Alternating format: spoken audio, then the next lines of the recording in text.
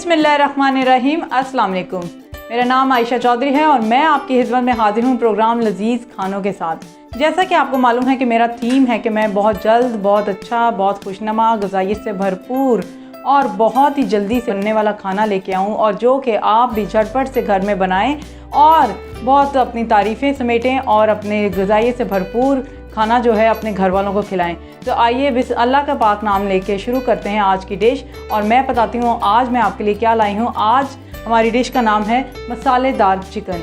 इस डिश को बनाने के लिए जो चीज़ें चाहिए मैं आपको बता देती हूँ। इंग्रेडिएंट्स हैं जी कि इसके लिए आपको चाहिए हाफ़ kg चिकन चाहिए, उसके साथ साथ हमें चाहिए जी 3 अदद टमाटर, 3 अदद प्याज, 8-10 जो है लहसुन, 1 बड़ी अदरक का टुकड़ा और साथ ही 3 अदद हरी मिर्चें।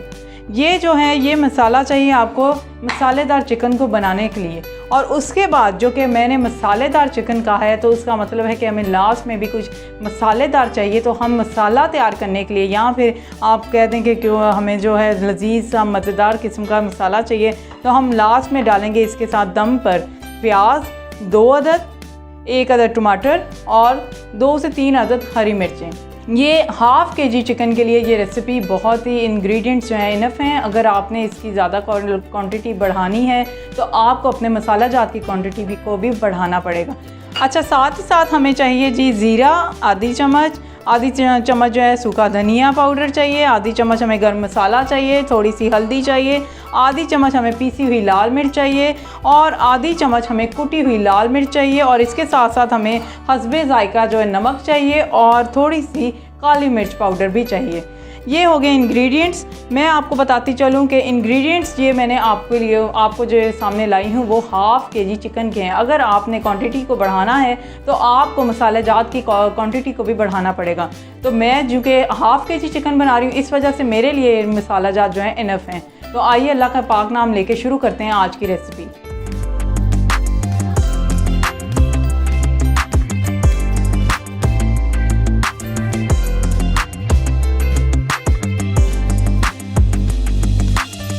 अच्छा जी, बिस्मिल्लाह करके हम शुरू करते हैं अपनी आज की रेसिपी। और आज की रेसिपी के लिए सबसे पहले हमें जो 3 अदद हमने प्याज काटे हुए हैं उनको हम चॉप कर लेते हैं। चॉप करने से इनका फ्लेवर जो है वो ज़्यादा टेस्टी हो जाएगा और ये दिखने में भी बहुत खुशनुमा होंगे। और जैसा कि आजकल बरसात का मौसम एक तरह से प्री मानसून शुरू हो चुका है तो आजकल के प्याज जो होते हैं वो काफ़ी सख्त रह जाते हैं। खाना जो है उसमें अगर प्याज नज़र आ रहे हों तो आपका जो फ्लेवर है वो आधा उसी वक्त गिर जाता है कि जब आपके प्याज साबित या फिर कुछ उनकी शक्ल में किसी ना किसी शक्ल में नज़र आ रहे हों। तो उसके लिए चाहिए कि आप प्याज़ों को चॉप कर लें और यहाँ पे ग्राइंड कर लें। तो ग्राइंड करने से जो है जो प्याज़ों की जो इतनी हाथ जो है वो क्वालिटी नहीं ज़ाहिर होती।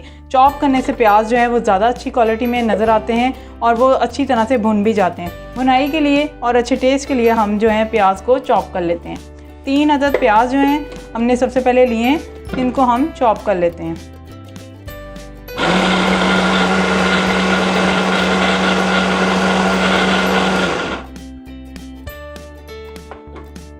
लीजिए, ये प्याज आपके चॉप हो चुके हैं।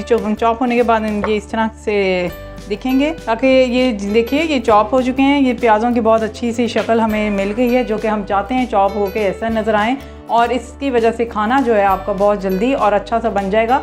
और आइए हम शुरू करते हैं अपनी आज की डिश। मतलब कि हमारे प्याज चॉप हो चुके हैं, इनको हम आधी प्याली ऑयल में फ्राई करते हैं। बिस्मिल्लाह करके हम शुरू करते हैं और डालते हैं आधी प्याली ऑयल की। ये डालने के बाद हम डालते हैं अपना चॉप किया हुआ प्याज। ये अपने 3 अदद जो प्याज चॉप किए हैं वो डाल देते हैं बीच में।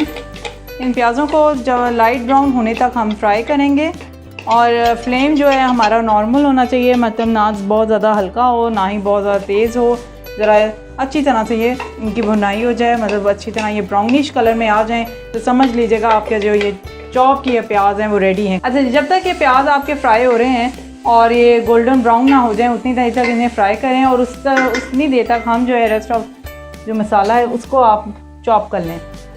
हम उसको चॉप कर लेते हैं। उसमें है जी 3 अदद टमाटर और 8-10 जो है लहसुन, 1 बड़ा टुकड़ा अदरक और 3 अदद हरी मिर्च। इसको हम जो है वो चॉप कर लेते हैं।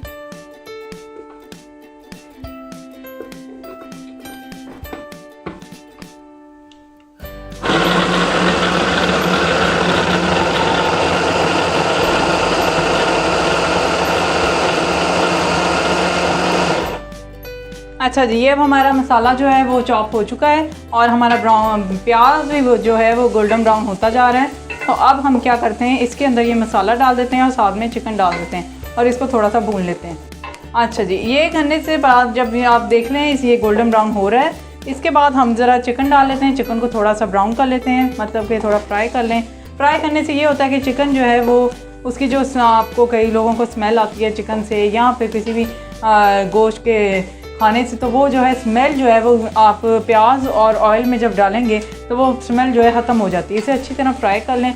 लेकिन जैसा कि मैं पहले बताती हूँ कि चिकन जो है वो बहुत ज़्यादा जो है वो फ्राई ना कीजिएगा, उसकी वजह से चिकन का सख्त हो जाता है। तो अगर आपने अपने चिकन को सॉफ्ट रखना है तो सिर्फ हल्का सा जो है फ्राई कीजिएगा, जिससे इसकी थोड़ी सी रंगत बदल जाए, मतलब ये रेडिश से थोड़ा सा वाइटिश हो जाए। ये प्याज़ों के साथ देख लें आप, ये इस तरह ब्राउन हो रहा है। इसके बाद हम आप इसके अंदर मसाला ऐड कर देंगे। जब तक ये हो चुका है नाज़रीन, ये थोड़ा सा ब्राउन हो गया है। अब हम ऐड करेंगे इसके अंदर चॉप किए हुए लहसुन, अदरक, टमाटर और हरी मिर्चें। एक पैगाम है जी आप सबके लिए कि हमारे चैनल को आप सब्सक्राइब करें और हमारी वीडियोस को लाइक करें, शेयर करें और अपने फीडबैक से हमें ज़रूर आगाह कीजिए ताकि हम जान सकें कि आपको हमारे प्रोग्राम कैसे लग रहे हैं। तो साथ ही साथ मैंने इसको फ्राई कर लिया है। अब मैं डालती हूँ इसके अंदर चॉप किए हुए टमाटर, अदरक, लहसुन और हरी मिर्च का पेस्ट। ये डालने के बाद आपने थोड़ा सा हल्का सा बस इसे फ्राई करना है ताकि इसके अंदर का जो पानी है वो ज़रा थोड़ा सा ड्राई हो जाए। उसके बाद हम इसके अंदर मसाला जात डाल देंगे।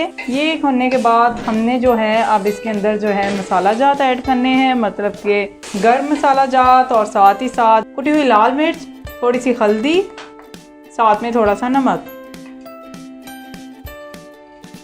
ये आपने अभी डालने हैं ताकि इनको थोड़ी देर के लिए इनके साथ ही पकाया जाए।